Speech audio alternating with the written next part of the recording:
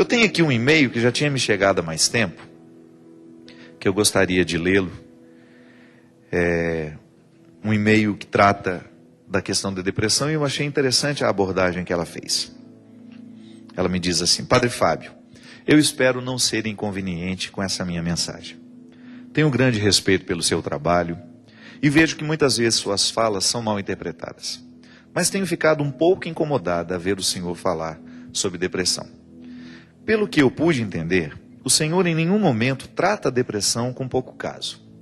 Mas o senhor se refere àquelas pessoas que não conseguem vivenciar 5 minutos de tristeza e que já se autodenominam depressivas e se alienam no medicamento qualquer.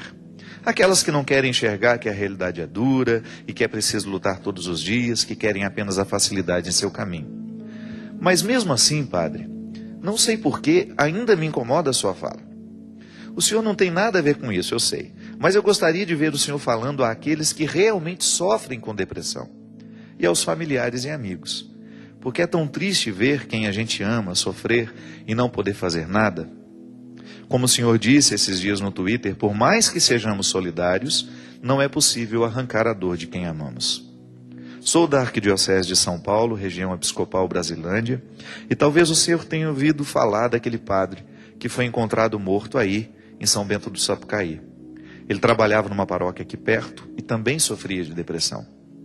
Teve que ser afastado, foi para outra paróquia, mas infelizmente não foi possível salvá-lo. Era um padre excelente, foi reitor de seminário, tinha inúmeras habilidades e muitas pessoas gostavam dele. Mas infelizmente, ninguém estava perto o suficiente para perceber a depressão e até mesmo para tentar ajudá-lo.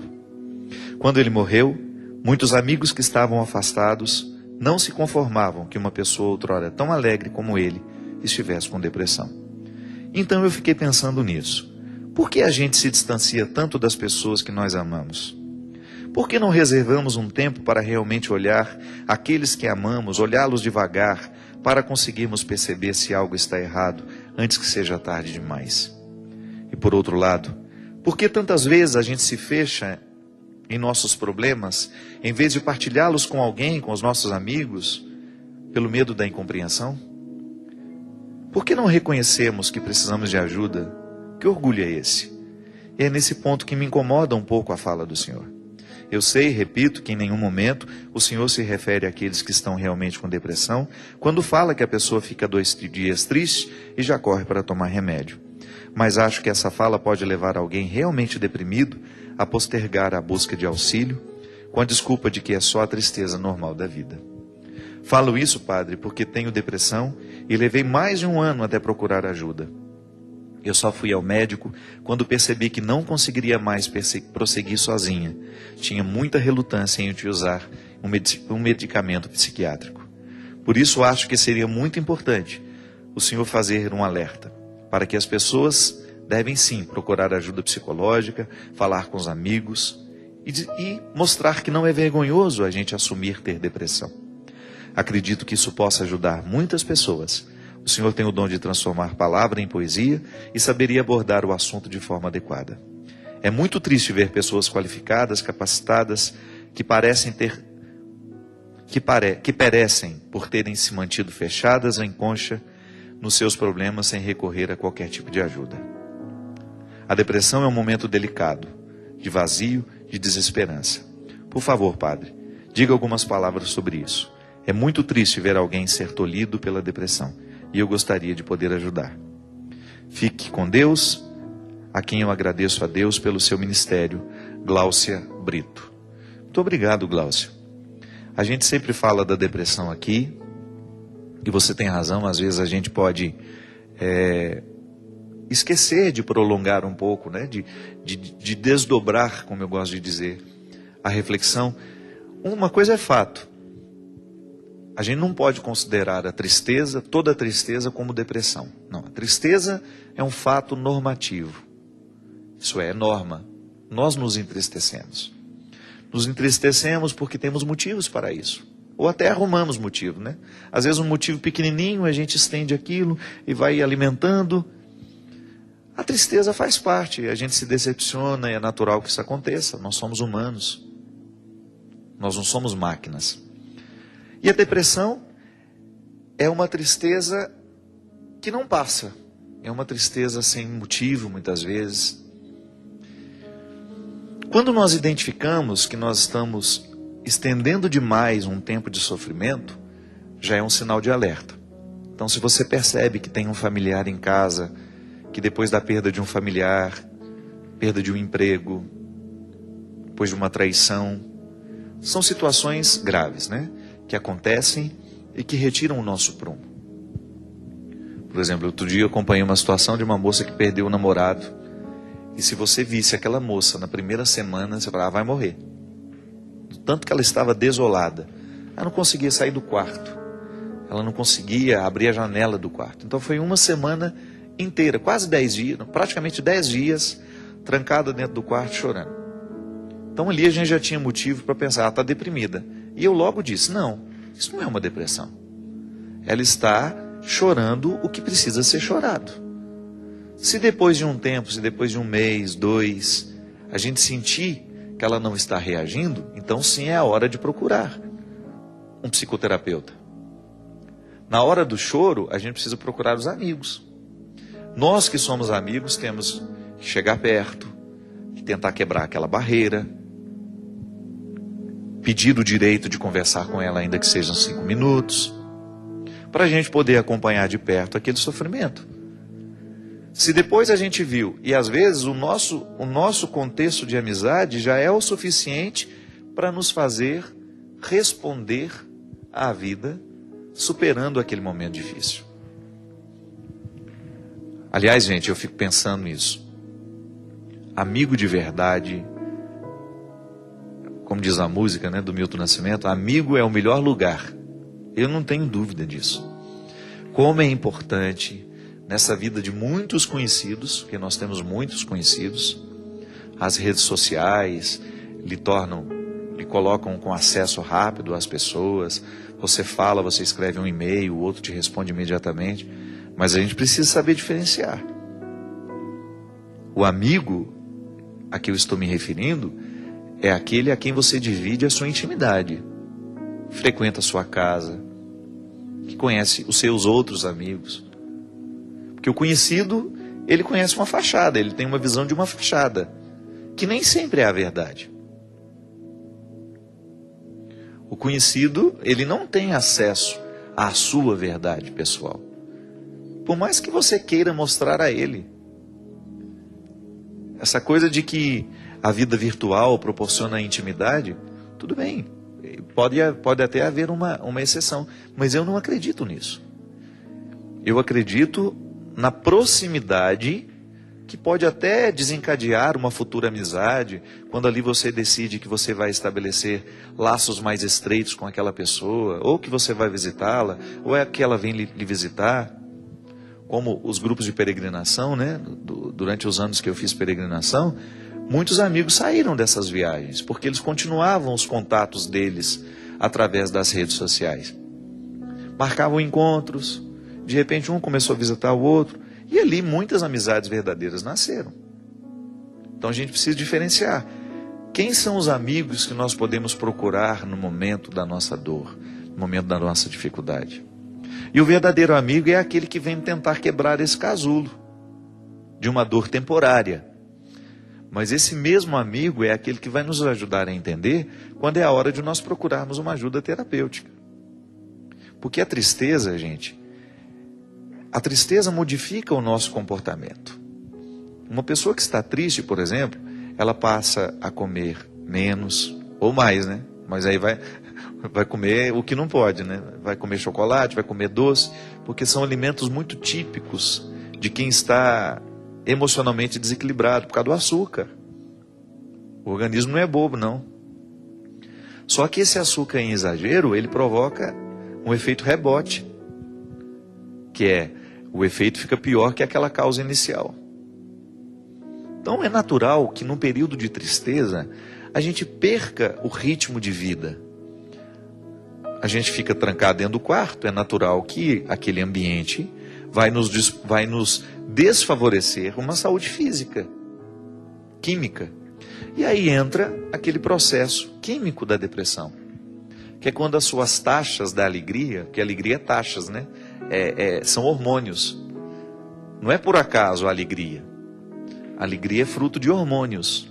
O organismo humano funciona a partir de hormônios. Você acorda porque um hormônio foi descarregado no seu sangue. Você dorme porque um outro hormônio foi descarregado no seu sangue. Quando vai anoitecendo, se você não se estimula muito, você vai ter sono na hora certa. Mas como a gente vive com os computadores ligados, a televisão ligada, todas as luzes de casa ligadas, a gente dificulta a produção do hormônio do sono. A mesma coisa para acordar. Vai chegar uma hora que o seu organismo vai dar o estímulo para você acordar. O cortisol que nós produzimos de manhã, né, que combate muitas coisas, ele pode parecer ruim, mas ele também tem o efeito positivo dele. A alegria é produzida assim. Ela é química. É o funcionamento do organismo que vai nos proporcionar o bem-estar. E é por isso que a atividade física é tão importante para a saúde da alma. Não pode separar. O que você faz no corpo repercute no espírito. Porque quando nós nos exercitamos, nós produzimos endorfina, que é uma substância responsável pelo bem-estar. Então a pessoa mergulhou num estado de tristeza, ela parou de comer direito, ela parou de se exercitar, ela ficou só deitada na cama, e é natural que ali exista uma desordem também interna, que com o tempo pode se agravando e pode evoluir para tornar-se um estado patológico que precisa de medicamento para reequilibrar temporariamente até aquela pessoa ter condições de reagir sem o medicamento. Mas tudo é acompanhado. Não é eu que vou me decidir, não sou eu que vou me decidir na farmácia, eu quero um remédio para depressão. Não pode ser assim. Ou eu quero um remédio para eu dormir que eu estou dormindo mal. Não é assim. A gente precisa ser responsável com a saúde. Precisamos procurar um bom profissional que vai nos avaliar, que vai fazer os nossos exames, que vai nos pedir uma investigação mais minuciosa dessa tristeza, para saber se ela é química ou se ela é motivacional. Porque se for química, precisamos do medicamento. Se for motivacional, precisamos mudar a estrutura da nossa vida. Eu volto a dizer, encontro o tempo todo pessoas realmente deprimidas, e é triste. A depressão é uma doença muito triste. Por isso que nós vamos ser muito solidários quando nós temos um deprimido dentro de casa, e precisamos ser muito atentos quando nós identificamos esse processo em nós. Para correr logo, para buscar a ajuda logo, para que isso não se agrave. Você sabe que muitos suicídios, eles acontecem no momento em que a pessoa está zerada de endorfina. Isso é, quimicamente ela está impossibilitada de ter bem-estar. Então o suicídio é muitas vezes uma consequência química também. A pessoa está zerada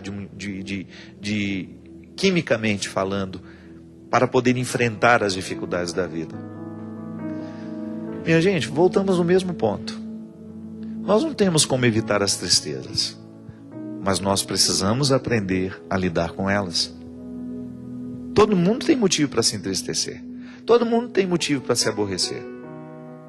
Ontem eu brinquei no meu Twitter, eu estou com saudade daquele médico que a gente fazia aquela consulta, que depois de minuciosa análise dos nossos exames, ele chamava a nossa família e falava assim: olha, a partir de hoje ele não pode ter contrariedades. A minha mãe gostava demais desse tipo de médico. E ela chegava com cara de ameaça para nós. Reunia toda a família, falava: o doutor falou que eu não posso ter contrariedade. Quem dera, né? Se isso fosse possível, né? Olha, gente, não me contraria, senão eu infarto. Tá certo. Até uma pessoa escreveu ontem eu não me lembro quem foi, uma pessoa falou: padre, me perdoa se eu estiver errado, mas às vezes quando eu tenho... foi a Adriana Maranhão, lá de Maceió. Ela escreveu assim: padre, eu sou médica, né? A Adriana é médica. Ela falou assim: quando eu vejo que os meus velhinhos, de quem ela cuida, estão muito estressados porque a família está dando muito trabalho, eu chamo a família e falo, olha, seu avô a partir de hoje, ou sua mãe não pode ter contrariedade. E tem que fazer isso mesmo. Você está perdoadíssimo, porque eu faço isso também. Sabe por quê? Às vezes as pessoas são muito insensíveis. Querem descarregar sobre crianças e velhos situações que não precisam mais ser derramadas sobre elas. As crianças, porque ainda não estão preparadas, elas não têm condições de absorver aquela carga de problema, então vamos amenizar. Não é iludi-las, não. Morreu, morreu. Tem que contar a verdade. Mas não tem situações que a gente sabe que serão traumáticas para elas, a gente não pode dizer do mesmo jeito que diz a um adulto. Então, o conteúdo é o mesmo, mas a forma, como nós dizemos, pode ser diferenciada. A mesma coisa aos idosos, gente. Às vezes os idosos não terão condições nenhuma de alterar a situação da realidade, e a gente vai lá e descarrega as nossas angústias todas sobre eles. Mas então, sem contrariedade, a gente não vive. Nós vamos ser contrariados o tempo todo. Mas tudo vai depender de como nós administramos essas situações que nos contrariam. Sofrimento é inevitável? É. Agora, que sangue nós vamos colocar nas veias desse sofrimento, né? Quanto tempo ele vai durar? Porque aí está a grande questão.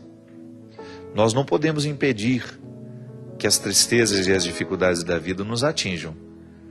Mas o tempo que os efeitos disso vai durar dentro de nós, aí cabe a cada um de nós administrar. E sempre tendo clareza de que se a gente não assumir uma atitude diante do sofrimento, ele vai nos sufocar.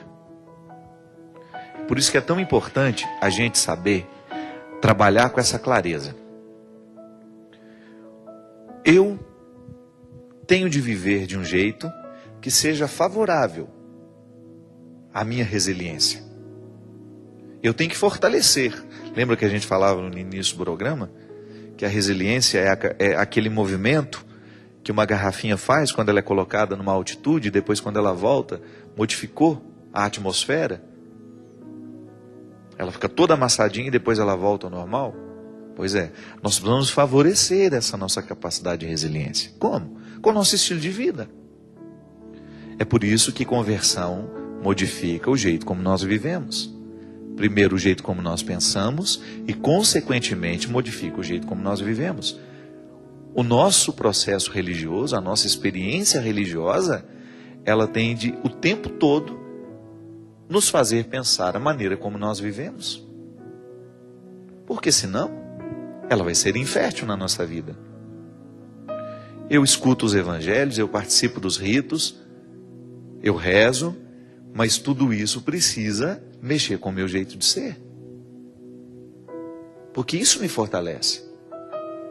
O evangelho, você não tem nenhuma passagem do evangelho que seja desfavorável ao ser humano. As propostas de Jesus são sempre favoráveis. Que ele vai nos propor a bondade, a verdade e a beleza. Ele vai sempre nos propor virtudes que nos ajudam a viver. Por isso que eu gosto de dizer que o evangelho não é um peso. É o contrário. Ele alivia os pesos. É um pensamento que, quando nós somos capazes de absorver e de internalizar, faz parte do nosso caráter, né? Eu escuto a pregação, eu escuto o evangelho, eu rezo sobre tudo isso, e essa realidade é internalizada como caráter. Aí sim, eu estou vivendo o movimento, eu estou permitindo o movimento redentor de Deus na minha vida. É o que a gente precisa fazer todos os dias. Ninguém está pronto. Eu preciso, o Christian precisa, a minha equipe de trabalho aqui precisa, você precisa. Todos os dias nós temos a obrigação de colocar sobre a mesa a vida que nós estamos vivendo, o que estamos fazendo com as pedras que a vida nos joga, se estamos transformando isso em algo positivo, ou se estamos permitindo que essas pedras nos derrubem ou nos machuquem excessivamente. Se essas pedras estão nos entristecendo para que a gente tenha condições de ir adiante, ou se essas pedras estão provocando em nós aquela tristeza que nos deprime. Aí, para terminar a história daquela minha amiga que ficou 10 dias trancada no quarto, um belo dia, ela toma um bom banho, decide que vai voltar a viver, e aquele namorado tornou-se uma página virada. Quem via o sofrimento daquele momento, nunca imaginava que aquela menina fosse se recuperar. Mas ela decidiu viver. Porque tudo depende disso, minha gente.